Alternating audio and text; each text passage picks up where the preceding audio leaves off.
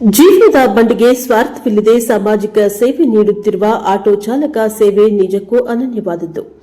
ಸಮೀಪದ ಸಾಗರಪೇಟೆ ವೃತ್ತದಲ್ಲಿ ಶನಿವಾರ ನಡೆದ ಕನ್ನಡ ರಾಜ್ಯೋತ್ಸವದ ಧ್ವಜಾರೋಹಣ ಕಾರ್ಯಕ್ರಮದಲ್ಲಿ ತಾಲೂಕು ಪತ್ರಕರ್ತರ ಸಂಘದ ಅಧ್ಯಕ್ಷ ವಿ.ಲಿಂಗರಾಜು ಅವರು 70ನೇ ಕನ್ನಡ ರಾಜ್ಯೋತ್ಸವದ ಧ್ವಜಾರೋಹಣವನ್ನು ನೆರವೇರಿಸಿ ಮಾತನಾಡಿದ್ದಾರೆ. ಅತ್ಯಂತ ಶ್ರೀಮಂತ ಭಾಷೆ ಕನ್ನಡ.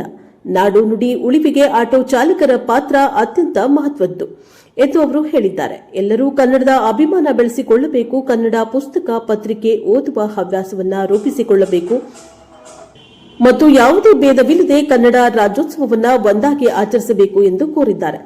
ಆಟೋ ಚಾಲಕರ ಸಂಘದ ಅಧ್ಯಕ್ಷ ವಿ. ಗಿರೀಶ್ ಮಾತನಾಡಿ, ನಾವು ಪ್ರತಿದಿನ ಜನರ ಸೇವೆಗೆ ಸಿದ್ಧ, ಆದರೆ 25 ವರ್ಷಗಳಿಂದ ನಿಗದಿತ ಆಟೋ ನಿಲ್ದಾಣವಿಲ್ಲದೆ ತೊಂದರೆಯನ್ನ ಅನುಭವಿಸುತ್ತಿದ್ದೇವೆ. ಶಾಸಕರು ಈ ಬಾರಿಯಾದರೂ ಗಮನಹರಿಸಿ ನಿಲ್ದಾಣ ವ್ಯವಸ್ಥೆ ಮಾಡಿಸಲಿ ಎಂದು ವಿನಂತಿಸಿದ್ದಾರೆ.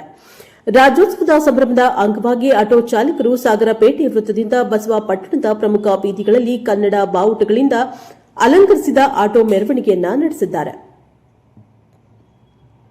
ಪಟಾಕಿ ಸಿಡಿಸಿ ಸಂಭ್ರಮ ವ್ಯಕ್ತಪಡಿಸಿ ಸಾರ್ವಜನಿಕರಿಗೆ ಸಿಹಿಯನ್ನ ಹಂಚಿದ್ದಾರೆ. ಈ ಸಂದರ್ಭದಲ್ಲಿ ಗ್ರಾಮ ಪಂಚಾಯತಿ ಸದಸ್ಯ Kantharaj, police head constable Gurubasappa, automobiles ಮಾಲೀಕ ಕುಮಾರಸ್ವಾಮಿ ಸೇರಿದಂತೆ ಯುವ ಮುಖಂಡರು ಬಿಜಿ ಹಾಲೇಶ್, ಹೋಟೆಲ್ ಶಿವಣ್ಣ, ಉಪಾಧ್ಯಕ್ಷ ಆರ್ ಬಾಬು ಹಾಗೂ ಸಂಘದ ಸದಸ್ಯರು N C Kumar, B Ajjappa, Devendra, Sharif, Anif, Ganesh, T M Maltesh, H Suresh, C Megharaj, Ningaraj ಮತ್ತು ಸುತ್ತಮುತ್ತಲಿನ ಗ್ರಾಮಗಳ ಕನ್ನಡ ಅಭಿಮಾನಿಗಳು ಭಾಗಿಯಾಗಿದ್ದರು.